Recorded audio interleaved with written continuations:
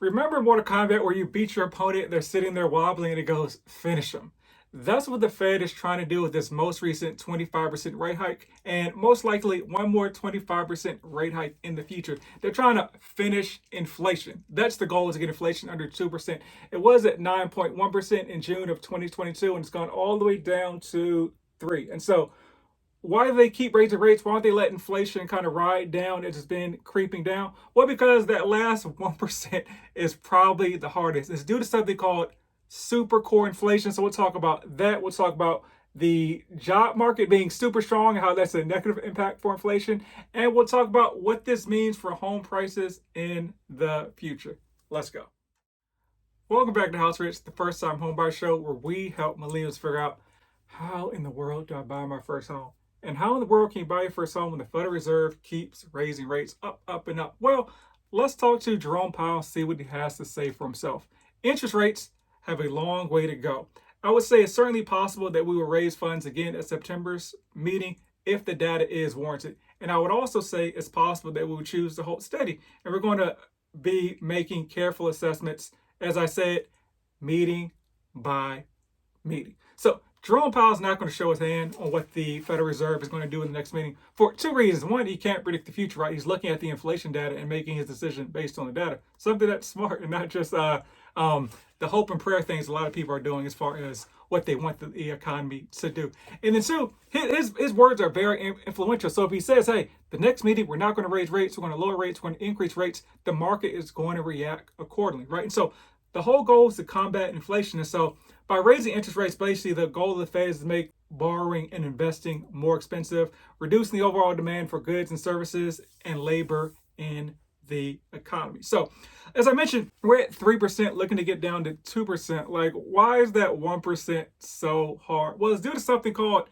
super core inflation. So super core inflation is basically the consumer price index, but it excludes food, gas, and shelter. And this has been stuck at about 4% since the first quarter of 2021. So remember, we're talking about this average inflation, the consumer price index. We're looking at a bunch of different items in the economy. So look at it like this. Let's say you have a grocery store. You're trying to get like the cost of like fruit down. And so you have like an apple that's $2, a pineapple that's $3, and then like a tomato that is $1, right? It's a tomato, a fruit, a vegetable, who knows, right?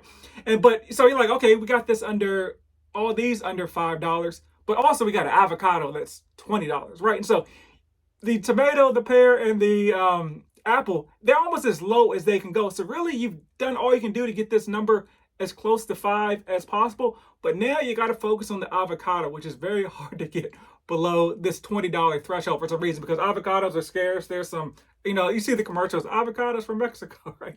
There's some tariffs at the border. Greg Abbott doesn't want the avocados to get into the country, right? And so now you really got to focus on the beast, which is this avocado, and get it down from $20 to $14 in order to get your average under $5. Like that last percent is very, very hard. And so here's what Greg McBride, the chief financial economist for Bankrate, had to say. The economy has been remarkably resilient. The labor market is still robust, and that may also be contributing to the stubbornly high inflation. So the Fed has to pump the brakes a little bit more. So let's talk about the job market, right? And so one thing folks think that the Federal Reserve raising rates is going to do is kill the job market, put us in a recession, make folks lose jobs. Well, that has not happened yet. So the job market is still very strong. And I saw this good breakdown from Yahoo Finance. And so it basically said there were 5 unemployed people for every job opening in April 2020.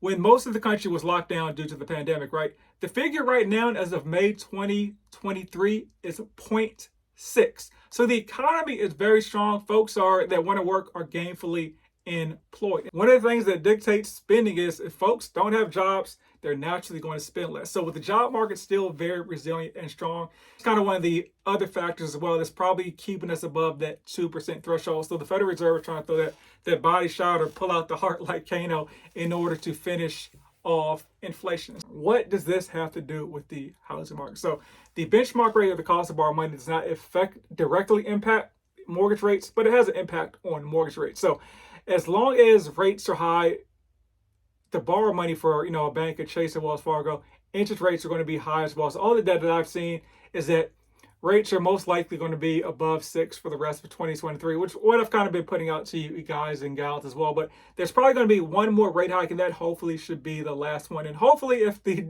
Federal Reserve actually announces that's the last one, that'll help influence the economy's decision going forward as well. So hopefully there'll be some relief in 2024. But as I like to point out, when rates go down, most likely that's going to increase demand and potentially increase home price. So as always, just look at the numbers. If they work for you, that's when you should decide to buy a home, whether rates are 3% or 7%. At least when the 7%, most likely you'll have an opportunity to refinance sometime in the future.